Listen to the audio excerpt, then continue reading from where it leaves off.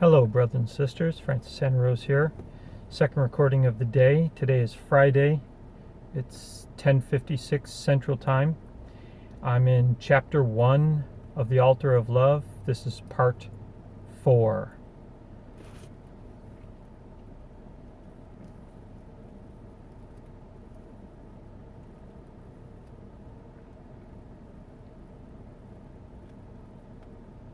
John 15:13 says, "Greater love has no man than this, that he lay down his life for his friends."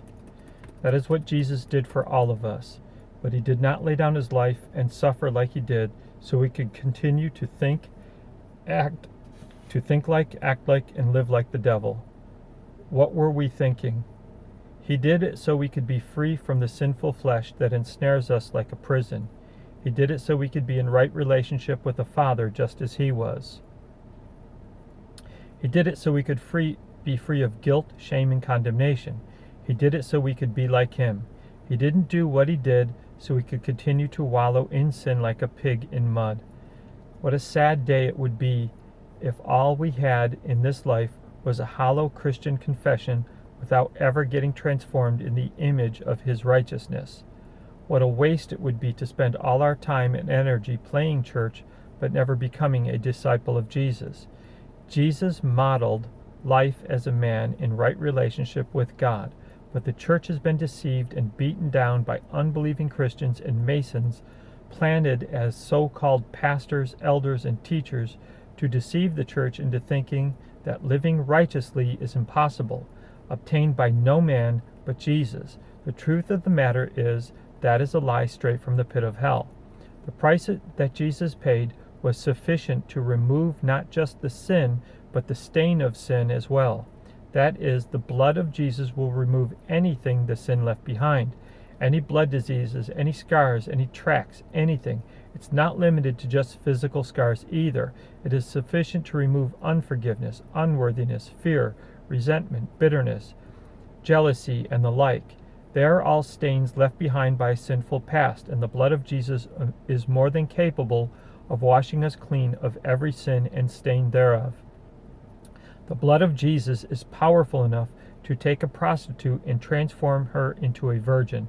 And I'm not just speaking symbolically here, but literally as well. If the power in the name and blood of Jesus is enough to repair a back, a torn rotator cuff, or an ACL, why would it not regrow a hymen? It can, it will, and it does. HIV gone, hepatitis gone, genital warts gone, all of it. Whatever it is, gone.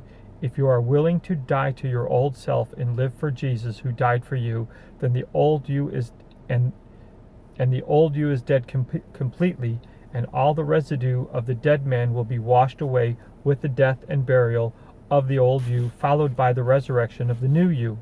The church desperately needs to stop dabbling in Christianity.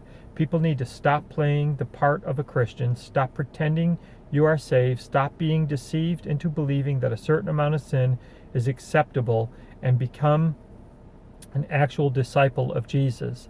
A disciple is sold out to the faith. It means that Jesus is your master, your Lord. It is one who makes no decision without consulting him who saved them, and says nothing without considering the results. It is one who looks, acts, and thinks just like his Lord. It's a believer who no longer lives their life to please themselves, but the one whom they now serve. I'm not going to lie to you. This life of righteousness that Jesus modeled for us is unattainable unless you fully surrender. You cannot have one foot in the world and one in the kingdom. You cannot serve two masters. Jesus displayed a life that is impossible to live while in condemnation. And condemnation is impossible to escape as long as you walk in willful sin and excuse it with false grace. The doctrine of the OSAS is designed to keep you in condemnation, removing you from grace and placing you back under the law, which cannot save you. The ministry of righteousness, however, moves you out from under the law, where the Spirit of grace can come and reside within you. We desperately need to stop playing church, surrender completely, and receive the ministry of righteousness, which will set us free from guilt, shame, and condemnation. I am longing for a new generation to look in the mirror and finally see who they are and whose they are. I desire for you to know who your Father is, what He looks like, how He feels about all things, and to know the love of Christ that was poured out for you, so that you no longer would be bound under the law of condemnation brought on by a doctrine that falsely tells you that a certain amount of sin is acceptable when you know deep down in your heart it's not. It is the goal of this book for you to know the will of the Father, and that His will is for Him to have a relationship with His children by way of a covenant of righteousness through Jesus. If anyone decides to go into the ministry, that is awesome. But more than that, I want you to see yourself, your created value to the Father. Hold on, I'm going to start this whole section over because all of a sudden my tongue is tripping over itself. So let me start again. None of that came out right. It is the goal of this book for you to know the will of the Father, and that will is for Him to have a relationship with His children by way of a covenant of righteousness through Jesus. If anyone decides to go into the ministry, that is awesome. But more than that, I want you to see your created value to the Father. He wants to have His children believe Him and trust Him. In doing so, Jesus receives the full reward for the suffering He endured. Anything less is unacceptable. What good is it for believers to go to bed every night feeling condemned? What good is it for worship leaders, nursery teachers, youth ministers, deacons, and pastors to wake up every day feeling guilty?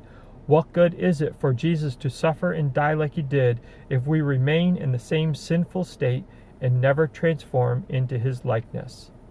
The Altar of Love, Part 2, Chapter 2, Leg 1, Identity. Should I do it? Should I go for it? No. I'm going to cut this one off here and start identity as a whole new video. All right? Bye.